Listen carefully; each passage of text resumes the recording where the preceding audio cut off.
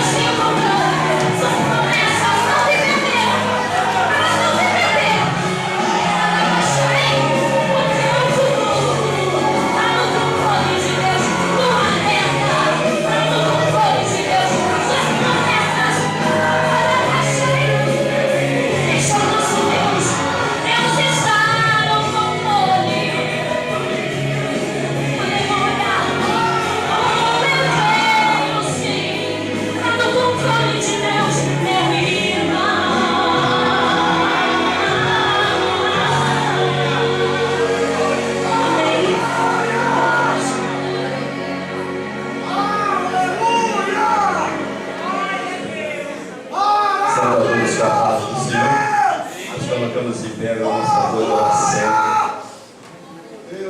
Aleluia. Por favor, irmão, cheque.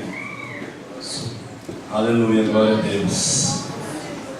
Maravilhoso Deus! Amantíssimo Deus, querido Pai, mais uma vez, ó Deus, te rendemos graça, Pai, por tudo que já tem feito em nosso meio, em nossas vidas nesta noite, Pai, neste lugar.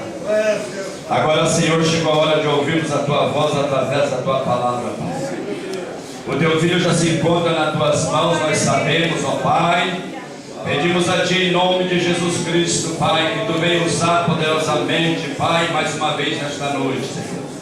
E que a Tua palavra possa achar guarida em cada coração neste momento, ó Pai, e fazer o que lhe apraz nesta noite, ó Deus. Venha fortalecer o fraco, aleluia, venha salvar nesta noite, venha curar, venha libertar para a glória do Teu nome, ó Pai.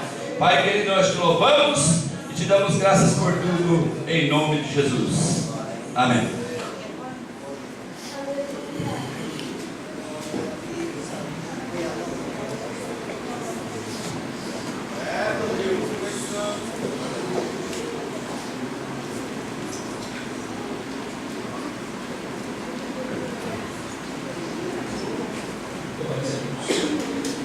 Queridos, mais uma vez eu vos saúdo com a paz do Senhor Jesus. Amém.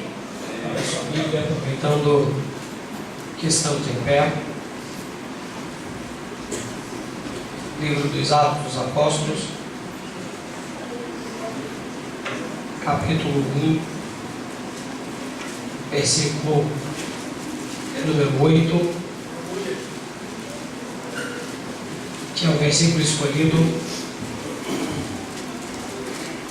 para este evento, este congresso. Glórias a Deus. Atos dos Apóstolos, capítulo 1, versículo de número 8.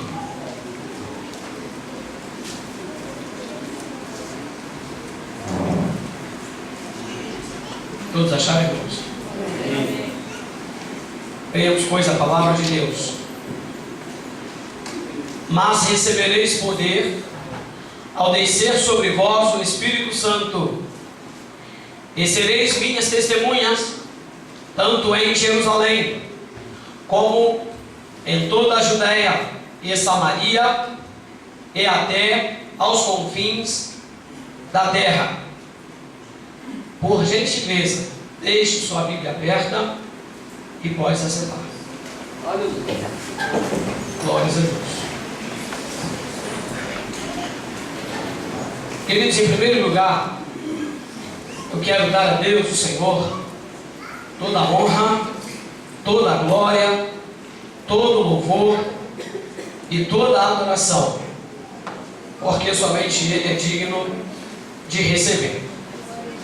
Mas eu quero continuar agradecendo ao nosso pastor Miguel, quero continuar agradecendo a equipe de missões, DEMATER, Departamento de Missões, parabenizar pelo 15º Congresso realizado nesse lugar, sendo hoje o último dia desse congresso.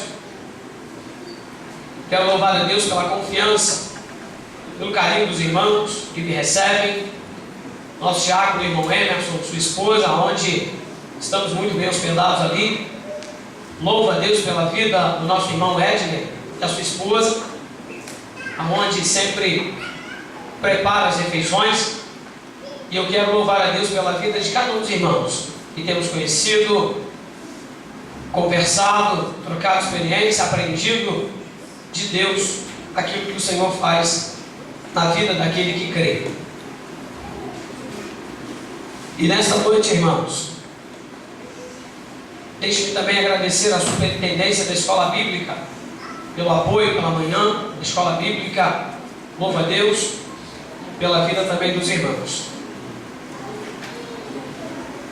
Queridos, nós temos um tema neste congresso. Qual é o tema do congresso? Podemos fazer melhor. Qual é o tema do congresso? As almas não podem esperar. Na verdade, esse tema, irmãos, ele é um clamor, ele é um grito, ele é uma voz, dizendo para nós que eles precisam da nossa ajuda e do nosso socorro. Nessa noite eu quero pregar aqui uma mensagem textual. Por isso eu pedi a você que deixasse a sua Bíblia aberta. E nós vamos usar hoje aqui, esta noite, a palavra de Deus para confirmação, para edificação da sua fé, para renovo da sua vida, para crescimento da sua ousadia, para que você entenda o propósito, o chamado de Deus para a sua vida, para que a igreja compreenda que para missões não há barreiras. Deus joga por terra todas as barreiras. Deus se encarrega de abençoar, Deus se encarrega de suprir as necessidades. Deus dá poder, dá autoridade, dá unção, capacita, levanta, unge, envia, cura, salva, liberta. Deus é o Deus da provisão das missões. Portanto, nesta noite, nós estamos aqui em um congresso. E um congresso não é um culto normal. Um congresso não é um culto comum. Você não vai a um congresso como um culto de rotina da igreja. Você não vai a um congresso como um culto tradicional que sempre tem na igreja, como cultos administrativos, como cultos de ceia do Senhor, como culto de domingo ou do dia da semana. Você vem a um congresso para ouvir Deus falar com você. Você vem a um congresso para crescer na graça, no conhecimento, na experiência, na sabedoria e no temor do Senhor. Você vem a um congresso para aprender alguma coisa de Deus e da vida daqueles que têm experiências com Deus para te passar. Você vem a um congresso, querido, aguardando que o Senhor acrescente a tua unção, acrescente a tua visão, acrescente os teus dons, acrescente na sua vida algo que vai mudar a sua história. Portanto, nessa noite eu não acredito que você entrou aqui acreditando que esse congresso é um culto normal, porque não é. Geralmente nos congressos Deus abre o céu e derrama uma unção maior, derrama uma graça e uma glória maior. Eu não sei se você sente, mas eu já sinto que o Senhor Deus tem algo reservado para mim e para você aqui nessa noite. Aleluia. Queridos irmãos, eu estava lá na casa do nosso irmão Emerson e poderia sim descansar, mas a preocupação não deixa descansar. Por que não deixa descansar? Porque quando a gente está aqui, nesta hora, neste momento, no altar do Senhor, diante da igreja do Senhor, respaldados por homens de Deus, a gente tem que entender que nós temos que ser canal de Deus para abençoar a igreja. Não dá para dormir enquanto a igreja precisa da palavra, ser alimentado pelo Senhor.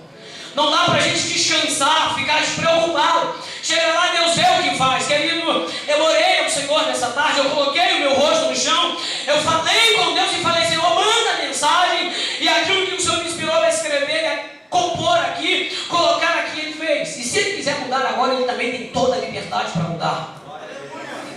O que eu estou tentando dizer para você é que no congresso a gente nunca sabe o que vai acontecer. Nos cultos normais a gente sabe o que vai acontecer. Vai cantar da harpa, vai ler a leitura introdutória, vai ter um pregador que vai pregar os conjuntos, vai cantar, depois vai orar, vai dar a bênção apostólica e nós vamos embora para a nossa casa. Congresso não é desse jeito. Muda o teu pensamento, porque Deus essa noite quer fazer algo diferente aqui neste lugar. Deus quer fazer algo novo neste lugar. Aleluia. Oh, maravilha. Queridos, você vai entender o desenrolar da mensagem, o clamor das almas que não podem esperar. Atos dos Apóstolos, capítulo 1, versículo 8. Diz: mas recebereis poder, virtude do Espírito Santo, ao descer sobre vós a pessoa do Espírito Santo. E quando descer e dar poder, dar-vos virtude, sereis testemunhas tanto em Jerusalém, Judéia, Samaria e até aos confins da terra. A obra de Deus através da igreja é a parte da descida do Espírito Santo no dia de Pentecostes, e ela vai se estendendo até aos dias de hoje. E a Bíblia diz, queridos irmãos, que o Senhor Ele vai se encarregar de fazer essa obra. O Espírito de Deus Ele vai controlar a igreja, Ele vai direcionar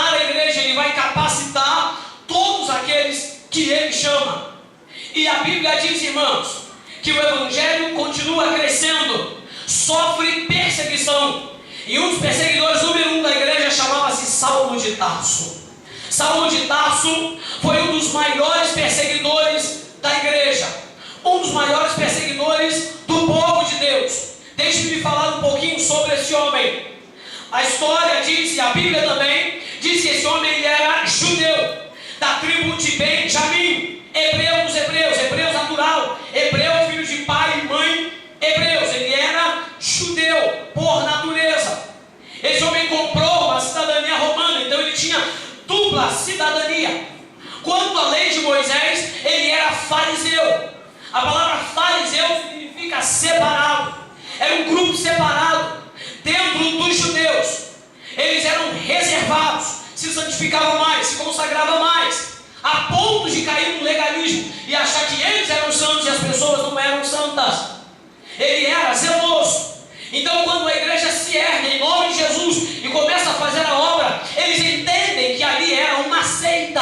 A igreja foi classificada como seita, um grupo que estava vindo para bater de frente, para separar o povo, para ir contra a lei de Moisés. Na verdade, eles estavam interpretando a lei de forma errônea, de forma errada, prejudicada.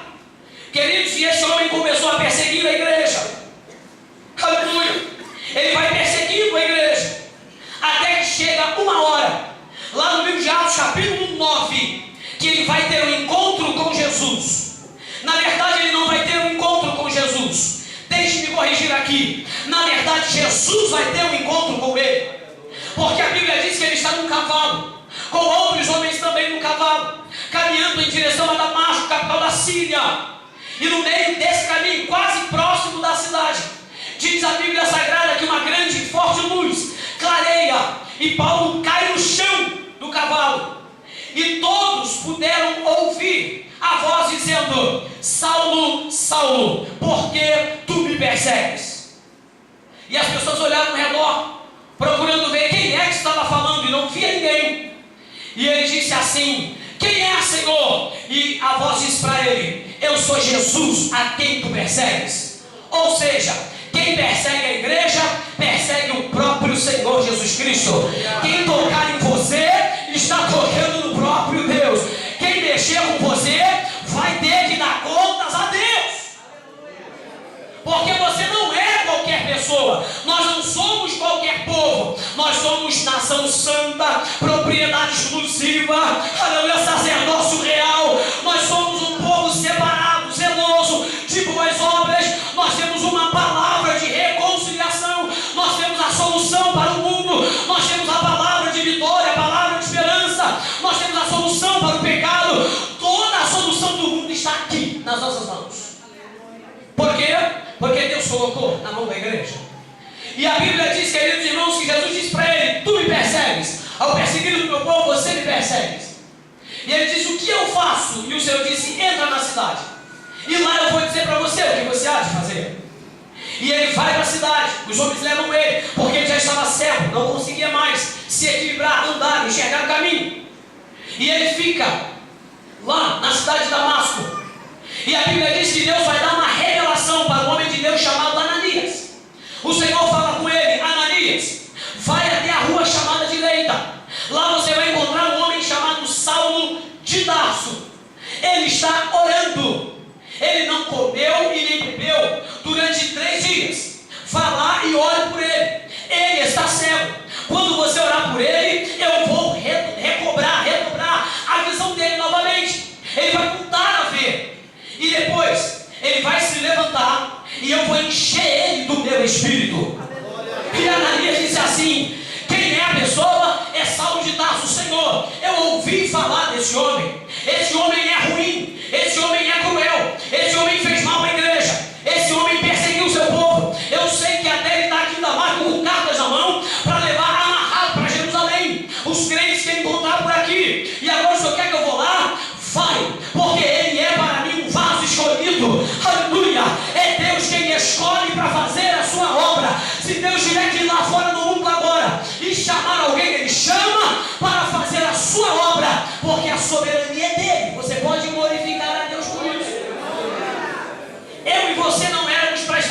aqui. Nós estamos aqui porque fomos chamados, nós fomos separados, nós fomos nomeados, nós fomos designados para ir e dar fruto.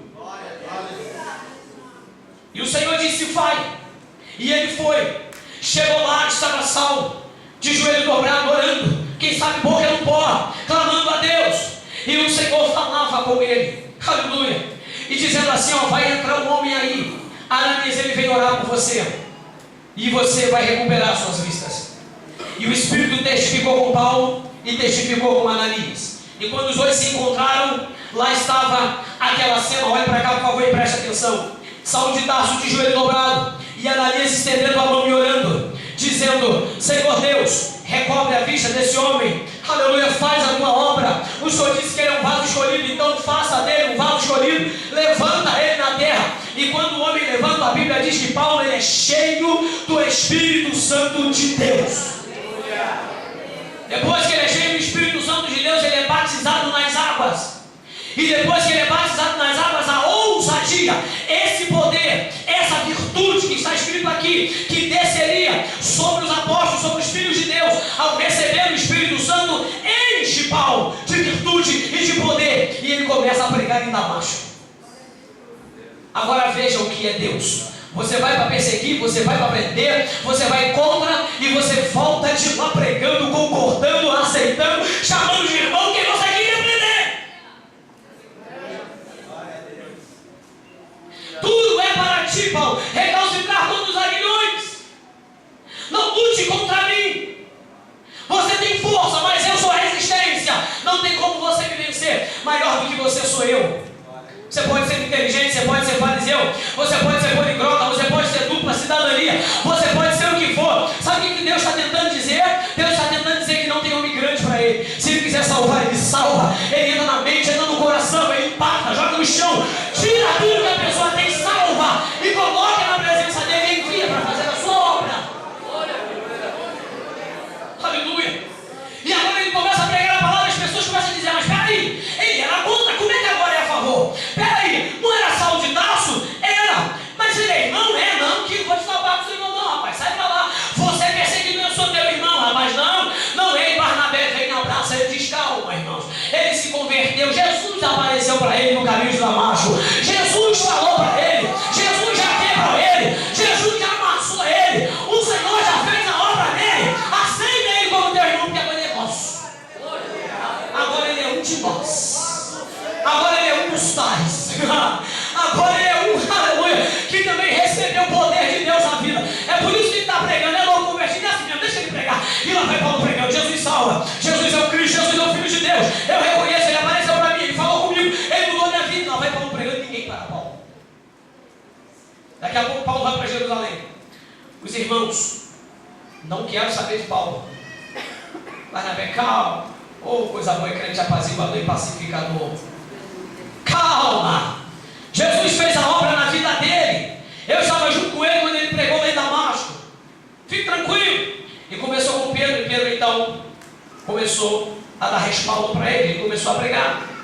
Mas daqui a pouco alguns judeus, que eram da mesma linha de pensamento dele outrora, da mesma linha de raciocínio dele outrora, fez com que ele provasse no próprio veneno.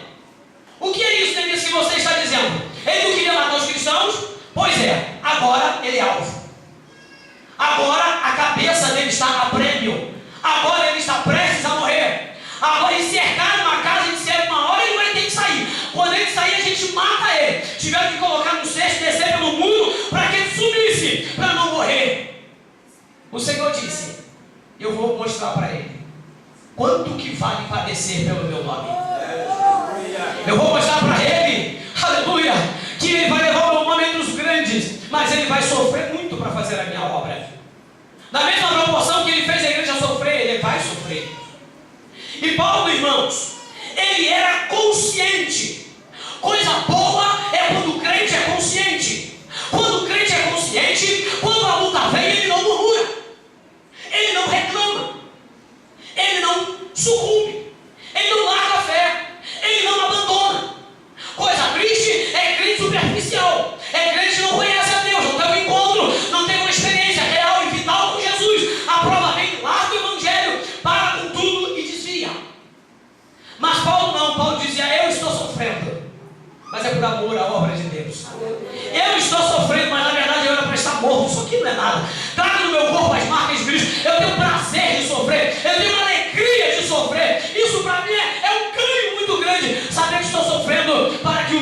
Jesus seja glorificado. No capítulo de número 13 de Atos, ele vai fazer a sua primeira viagem missionária. Ele está na igreja de Antioquia orando com Barnabé, com Silas, só tinha grandes homens de Deus ali. E o Espírito Santo disse: apartai-me a Saulo e a Barnabé para a obra que eu os tenho chamado. E eles saíram para fazer, a partir de Antioquia, a obra de Deus, e foram pregando e evangelizando de cidade em cidade, até chegar a uma região chamada Galácia. E ali termina a primeira viagem missionária. E eles olham para o outro e conversam: e agora o que fazemos? Vamos fazer o caminho inverso. Vamos fazer o caminho inverso e vamos fortalecer as igrejas. Vamos confirmar as igrejas. Vamos confirmar os obreiros. E então começa a fazer o caminho inverso. Só que cada um vai para um lado.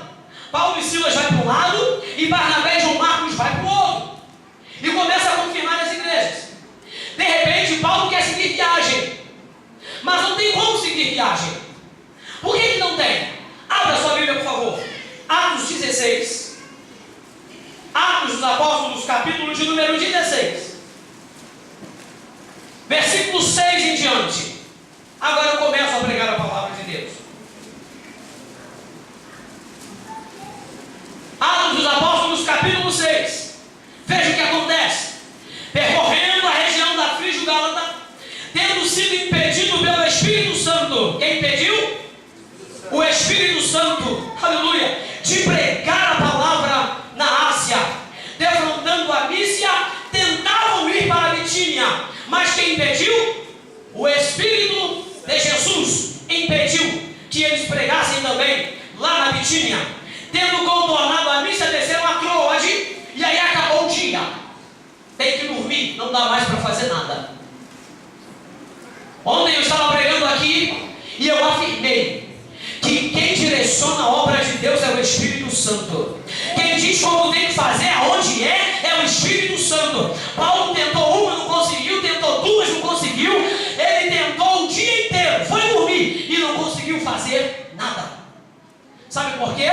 Porque o crente não se manda. Quem manda nele é o Espírito Santo de Deus.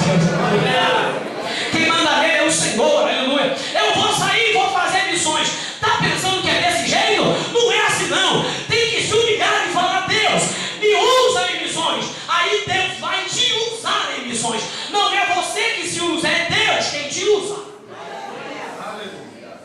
Não é você que se envia, é Ele quem te envia. Entendeu? É Ele quem prepara o lugar certo para você pregar. É Ele quem prepara as almas para você ganhar. É Ele quem prepara tudo para você fazer a obra do Senhor. É o Senhor quem faz isso.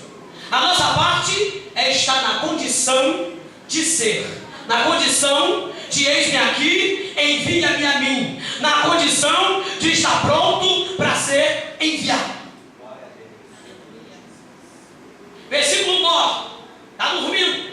À noite, olhe para sua Bíblia, a mensagem é textual. À noite sobreveio a Paulo uma visão, na qual um varão macedônio estava em pé e lhe rogava, clamava, gritava, dizendo: passa a Macedônia e ajuda-nos. Assim que tive a visão, imediatamente procuramos partir para aquele destino, concluindo que Deus nos havia chamado para lhes anunciar o Evangelho. Coisa boa é estar na direção do Espírito Santo. Coisa boa é estar na direção certa. Coisa boa, irmãos, é a gente esperar que Deus nos dê a revelação, que Deus nos dê a visão, que Deus nos mostre o como, que Deus diga o caminho. Porque quando você vai na direção de Deus, aleluia, ninguém te para. Você vai e você vai prosperar. Estava dormindo, um varão macedônio acenava para ele, pedia para ele: passa a Macedônia e ajuda-nos. Uma região grega, antiga, famosa, cidade de Filipos, cidade de Bereia, cidade de Tessalônica, cidades importantes, riquezas, honras, glórias, pessoas importantes estavam lá, mas vazios de Deus. Faltava-lhes algo na vida. E o Senhor, conhecendo a necessidade, o Senhor envia Paulo para lá. E eu quero nessa noite me ater apenas uma igreja. É a igreja de Filipos. Pergunte a quem está do seu lado assim: você sabe como nasceu a igreja em Filipos? Você sabe? Você conhece a história de Filipos? Conhece a história de Filipos? Deixa eu me lembrar de novo. Nós estamos no 15º Congresso de Missões, amém? Amém? E eu estou pregando sobre missões. E eu vou te falar agora uma verdadeira obra missionária que é para apaixonar qualquer um que é apaixonado por missões. Queridos, a palavra do Senhor diz que tendo navegado a Troade, versículo 11, seguimos em direitura e Salmodrácia. No dia seguinte a Neápolis, ele está viajando, e dali a Filipos, cidade da Macedônia, a cidade mais importante da Macedônia, primeiro distrito da colônia. Nesta cidade permanecemos alguns dias. Paulo está contando a história. E a Bíblia diz que eles chegam na cidade de Filipos. A primeira coisa que Paulo fazia quando chegava na cidade era procurar uma sinagoga dos judeus. Nem mesmo o que é sinagoga? Sinagoga nada mais é do que uma congregação para oração, para leitura da palavra, para meditação e para jejum. Era uma sinagoga. Ele procurava no lugar uma sinagoga dos judeus. Diáspora, dispersões, tinha judeus espalhados por todo o mundo. Ele procurava onde tinha os judeus para poder se reunir. E ele tentou achar ali uma sinagoga, mas o que parece é que ele não encontrou. Parece que ali não tinha uma sinagoga. E ele continua procurando. E de repente, sabe o que ele encontra? Ele encontra na beira do rio algumas mulheres orando a Deus, meditando na palavra, jejuando ao Senhor, compartilhando das coisas de Deus. E Paulo vai chegando pertinho, como quem não quer nada, e vai ouvindo a história, e vai conversando com elas, e vai vendo do que se passa na conversa. E a palavra de Deus diz, irmãos. E Paulo então se apresenta como servo do Senhor, e ele começa a pregar o Evangelho. Ele começa a falar de Jesus. Ele começa a falar do Cristo de Deus. E ali no meio daquelas mulheres tinha uma mulher por nome de Lídia, uma vendedora de púrpura. Era uma mulher temente a Deus. E a Bíblia diz que o Senhor lhe abriu o coração para ouvir a palavra de Deus. A Bíblia diz que a fé vem pelo ouvir e ouvir a palavra de Deus. Conforme Paulo pregava, a fé nascia no coração de Lídia e ela estava lhe ouvindo e foi crescendo e não teve jeito. Ela levantou a mão e disse: eu confesso Jesus como meu único e suficiente Senhor e Salvador da minha vida. A primeira alma da igreja de Filipos estava ganha, Lídia. A primeira alma se converteu naquele lugar. Primeira alma da igreja, Lídia. Sabe o que ela disse para Paulo e Silas? Vocês vão ficar na minha casa.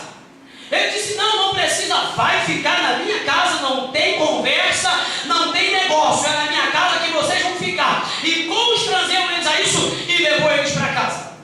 Chegou lá, Paulo e Silas ganhou a mãe, ganhou o pai, ganhou a irmã, ganhou o irmão, ganhou toda a parentela. Toda ela e a sua família se converteu a Jesus. A primeira família da igreja de Filipos aceitou Jesus. Quem era? Lídia, e toda a sua casa se converteu ao Senhor. A primeira alma a se converter a Cristo foi aquela mulher da igreja de Filipos, lá daquela cidade. Você confere isso em Atos 16, 13 a 15. A segunda alma a se converter a Jesus, eu vou te falar agora. Ou melhor, a segunda experiência de salvação. Porque a alma já começou a crescer, já tem bastante.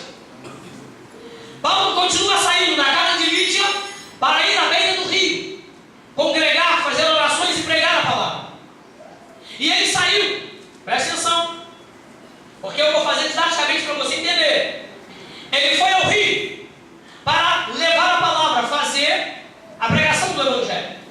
No meio do caminho sai uma jovem e começa a gritar: estes homens aqui, chamando a atenção, anunciam o caminho da salvação. Eles são homens de Deus, eles são servos do Senhor. Paulo olha aquela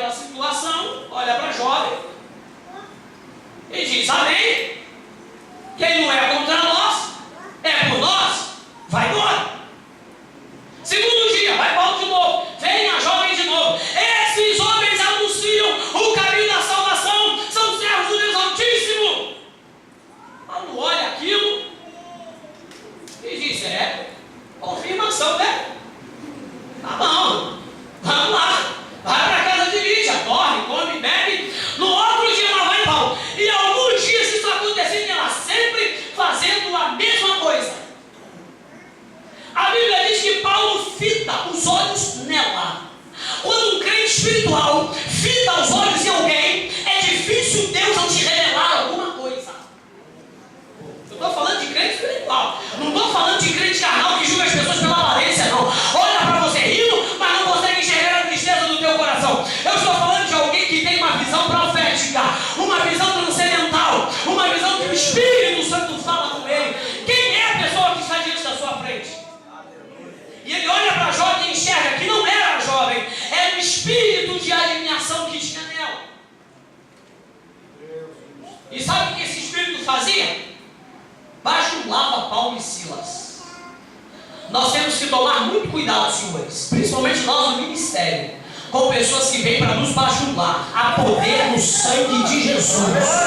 Toda bajulação é falsidade, é pecado, é engano, quer esconder alguma coisa, mas essa noite não tem espírito de bajulação aqui, porque se tiver, sai. Em nome de Jesus, vai cair por terra agora. Você tem que ser crente verdadeiro na presença do Senhor Jesus Cristo. Aleluia. Paulo olhou para a jovem e não falou com a jovem. Ele falou com o espírito que estava nele e disse: espírito de adivinhação, sai dela agora. E aquele espírito vai embora. Eita, que libertação instantânea. E todo mundo ficou olhando aquilo. E os seus senhores, que ganhavam dinheiro com a jovem, porque ela adivinhava as coisas. E esses senhores ganhavam dinheiro porque ela adivinhava as coisas. Já viu algumas pessoas que vão nos lugares fazer consulta e pagam pelas suas consultas para ouvir alguma coisa, principalmente o que quer ouvir? Pois é, era mais ou menos assim. Então ia lá na jovem, mas antes de ir na jovem passava pelo senhor. Quanto que é tanto? Pagava. E o texto é claro dizer que não era um senhor, não eram dois, eram vários senhores. Nós não sabemos quantos eram, mas a coisa dava dinheiro, a coisa dava lucro, tinha renda, senão não era um senhor só. Alguém achou por bem de vamos fazer aqui uma sociedade. E aquela jovem sofrendo escrava, não tinha vida. Quando Paulo diz sai, ela não conseguiu mais adivinhar nada. Quando ela não consegue mais adivinhar nada, o que é que os senhores fazem? O que é que a população de Filipos faz? Os que queriam ir lá para ouvir o espírito de adivinhação falar, se voltam contra Paulo e Silas. Agarram eles e dizem assim: o que foi que você fez? Você nos atrapalhou, você nos deu prejuízo, olha o que você aprontou para nós. E levou eles lá para a praça, diante dos pretores, que eram oficiais de justiça, e chegou diante deles e disse: olha, esses homens aqui está pregando aqui algo que nós não podemos receber. Nós somos romanos, eles são judeus, e eles querem fazer que a gente seja judeu. Eu não quero saber dessas coisas, e já atrapalhou o nosso negócio. Ele deu uma palavra lá que agora a jovem não adivinha mais nada. Olha, atrapalhou a gente. Os oficiais de justiça falaram assim: tira a roupa deles, tira os vestidos deles, pega as varas, pode chicotear eles. E começou a açoitar Paulo e Silas em praça pública. Ó, 1, 2, 3. Quem quer fazer missões aqui? Deixa eu ver, levanta a mão. Levanta a mão, por favor, crente. 1, 2, 3. Terceiro missionário? 4. Eita, meu missionário apanhando. 5. E ele estava, glória a Deus. Ele não amaldiçoou ninguém. Não está escrito aqui que ele xingou ninguém. Ele recebeu o castigo com firmeza, com resolução. Pode bater, pode até me matar, só vai matar o corpo, porque a minha alma é do Senhor. E está batendo. Quando terminou, chamou o guarda: guarda, vem cá, coloque esses homens em segurança. E muita segurança, viu? E como foi muito bem recomendado, o guarda resolveu por bem de colocar eles no cárcere interior. E não deixou livre lá dentro do cárcere, não. Colocou algemas nos pés e prendeu no tronco.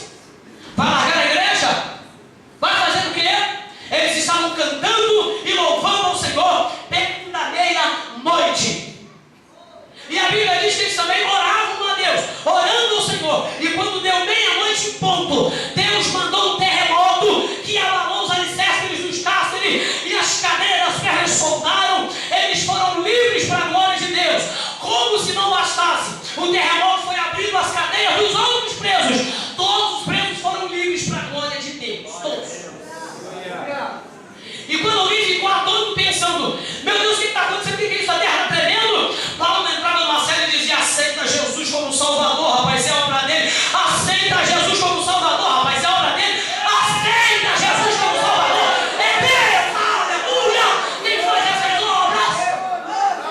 Deus me botou na cadeia para salvar você. Aproveita a oportunidade e seja salvo. E um monte de preso tá bom. Aleluia, Jesus, Jesus, Jesus. Oh, glória ao nome do Senhor. É crente que não perde a oportunidade. É crente que entende que até na luta Deus está usando ele. Até no sofrimento Deus está usando o sofrimento dele para falar com alguém, para salvar alguém. Ele está entendendo o plano, o propósito, o desígnio de Deus na sua vida.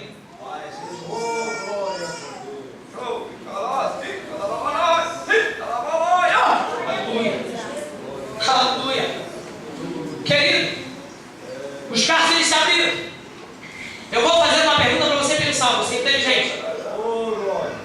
Se a prisão estiver aberta, o preso foge ou não foge? Foge ou não foge? Sem a porta aberta já foge. Imagina com a porta aberta. Ele dá um jeito de cavar tudo e pula o muro, dá um jeito de fugir dali. Arruma alguma forma. Imagina a porta aberta.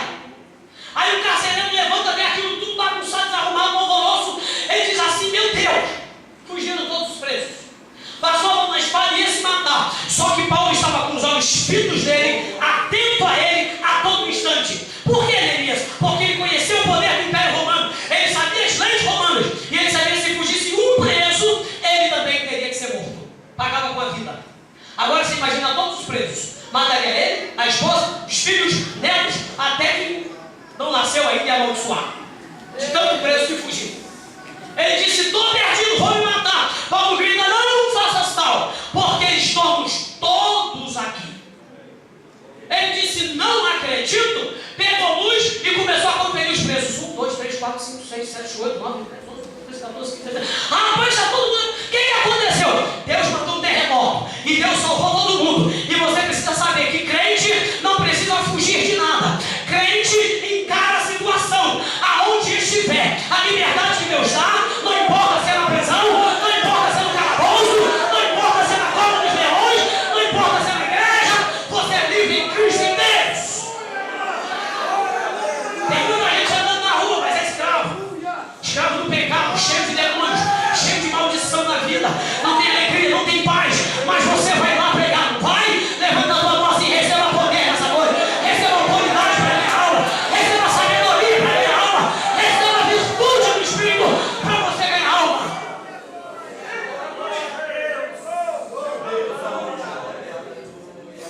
Olha o que o carcereiro faz, ó. Cai de joelhos diante de Paulo e Silas. Ele diz para eles assim: o senhor pode, por favor, o senhor pode ficar em pé aqui?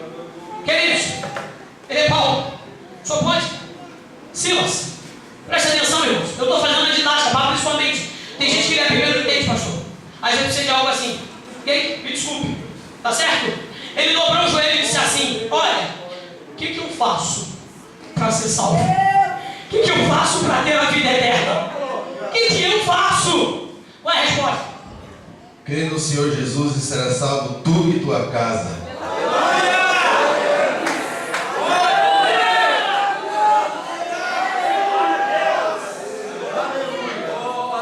Ei, palavra mais apropriada.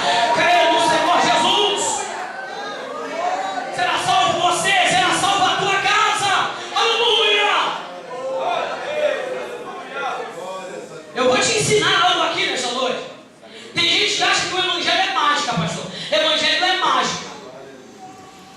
Mágica Deus não faz. Crê no Senhor Jesus e será salvo tu e tua casa. Aí a pessoa aceitou Jesus, não é? Agora Deus vai salvar minha casa. Pronto, é mágico a coisa. Não é não. O carcereiro pegou Paulo e Silas e levou lá na casa dele. Lá na casa, aqui é minha esposa, meus filhos, meus netos. E Paulo pregou também a palavra para eles e eles também se converteram. Você entendeu? A coisa é assim. Se não levar o evangelho para dentro de casa, se não levar Jesus para dentro de casa, se não falar, não é mágica. Tem que ter testemunho. Tem que ter alguma coisa para eles verem que Deus mudou a sua vida. Aleluia! E Paulo pregou e ganhou toda a família.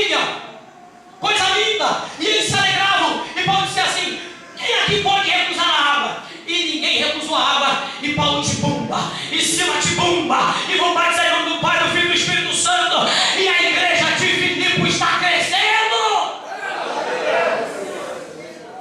Vamos fazer as contas, Lídia e a família. A jovem adivinhadora, você acha que ela não aceitou Jesus? Está de brincadeira. Aleluia, era tudo que mais ela queria. Por mais endemoniado que uma pessoa seja, uma hora a mente volta. Ela diz assim: eu vou ser livre, o demônio não vai.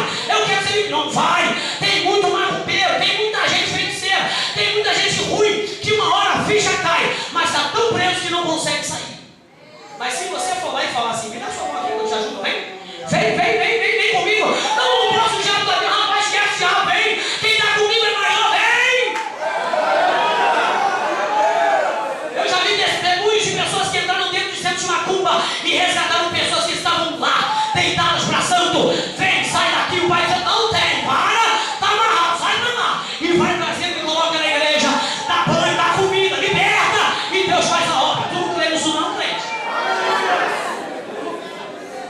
Aleluia. É para isso que o Espírito Santo desceu, porque vocês nada, você não faz não. No natural não faz não, irmão. Só que a pessoa está com uma arma desse tamanho na tua frente, não dá nada, mas quando o Espírito Santo está, você já foi, já pregou e disse: eu fui, foi. Eu falei, não falou. Tive coragem, teve. Tive medo, não. Não era você, era Deus usando você. Era Deus, pegou uma flecha na mão dele. Muita glória. Acerta o alvo, que coisa boa. É Deus. Vou continuar, porque a gente tem que terminar. Querido, salvou o carcereiro e toda a sua família. Aí a Bíblia diz que eles têm que dar o relatório. Para quem? Para os pretores e para os oficiais. Eles deram uma ordem expressa. Eles deram uma ordem direta: guarde esses homens em segurança. Veja bem, carcereiro, olha lá. E ele recebeu a ordem. Agora o cárcere está destruído. Todos os presos aceitaram um tal Jesus. Olha só que coisa, hein? Como é que explica isso? E eu sei que não teve jeito. Ele teve que contar a história. E ele contou muito bem contada a história. E os oficiais disseram: tá bom, toma aqui um papel, vai lá, liberta Paulo e Silas, fala para eles que eles são livres da prisão, pode ir embora, pede desculpa a eles lá por mim. Aí vem, eita Jesus, vamos lá. Aí vem, aqui Paulo, está aqui sua carta de euforia, você está livre, pode ir embora, está livre da prisão, não tem nenhuma acusação que pesa contra você, está tudo liberado. Quem mandou isso aqui? Foram os oficiais e os pretores. Foram eles que mandaram? Foram. Ué, que engraçado. Na hora de me surrar na praça pública, na frente de todo mundo, eles estavam lá. Na hora de me humilhar, fazer o meu sangue descer na terra, estavam lá. Agora, na hora de pedir desculpa, nem botar a cara aqui, não, senhor, pode voltar e fala para eles. Se eles não virem, ó, tem mais, hein? Eu sou cidadão romano. Respeito é bom e eu gosto. Eu sou cidadão romano. Ó, carcereiro, o quê? Sou romano. Tu é romano, começaram a tremer. Porque se Paulo denuncia em Roma, acabou. Trocava todos os oficiais. Isso não é esse. É assim que vocês tratam cidadão romano aqui? Na terra de vocês? É assim que funciona? Mas eu não é judeu, não sou judeu, mas sou romano também. Aqui, ó. É. Eu tenho uma cidadania romana. E aí vem os pretores. Ah, meu pai, ó, cabecinha baixa. Ô, senhor Paulo, desculpa aí, tá? Ah, agora tá bom, você tá aqui, tô te vendo. Quem te humilhou vai ver a sua vitória, em nome de Jesus. Todo aquele que te persegue, te envergonha, diz que você não vai pregar.